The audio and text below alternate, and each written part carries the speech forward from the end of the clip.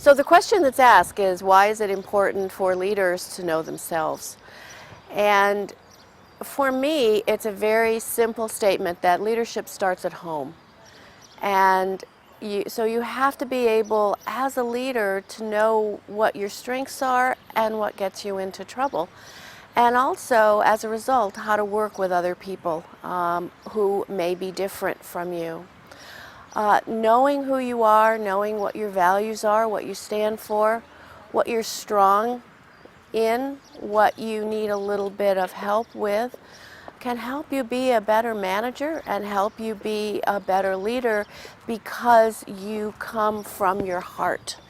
You are genuine, you are real because you are who you are. So the challenge in knowing yourself is that we live in an organizational environment that basically drives us to be active and busy all the time. If there was an article that I wanted to write, it would have the title of Activity as a Surrogate for Results.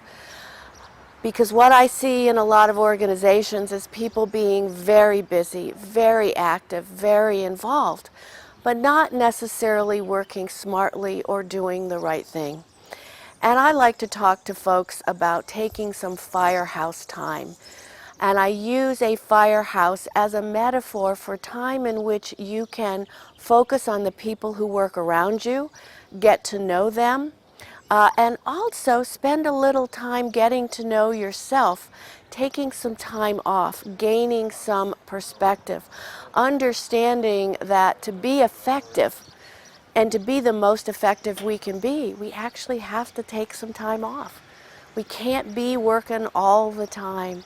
We have to be in the metaphorical firehouse, whether that's with ourselves alone, with our families, doing things that we enjoy, or spending time getting to know other people in the workplace. So one of the things that happens in organizations when we're so busy and we have so much pressure on ourselves to drive results is that we become impatient. And the tendency is that we will, when something is getting done that is not to our liking or not done fast enough, we will grab it and we will do it ourselves. And unfortunately, that doesn't help other people learn. That doesn't help other people develop the expertise that you might have in order to get the job done their way. I watched a video once of a manager that I don't know personally, but I got to know through a case study. And he made a distinction between being a warrior and a monk. So we have a lot of warriors in our organizations, but we need a few more monks. And he was using monk as an analogy from his work in India in particular to develop a sense of patience, not impatience. And a story he told is about when you are putting in an elevator in India and the power goes out, you can't go to the power station and demand that the power get turned on. The power will get turned on when it's turned on. You may have to wait a day, you may have to wait 2 days, you may have to wait a month in India. And so thus his notion that as he was growing himself as a leader, warrior came easy to him. Monk came was a little bit more challenging. So our tendency is to be impatient, to take it over, but we really need to step back and develop a sense of patience to give people the time and the space to learn what we need them to learn. As I think about all of the different managers that I've worked with around the world, managers here in Central and Eastern Europe, managers in Western Europe, in China, in South America, I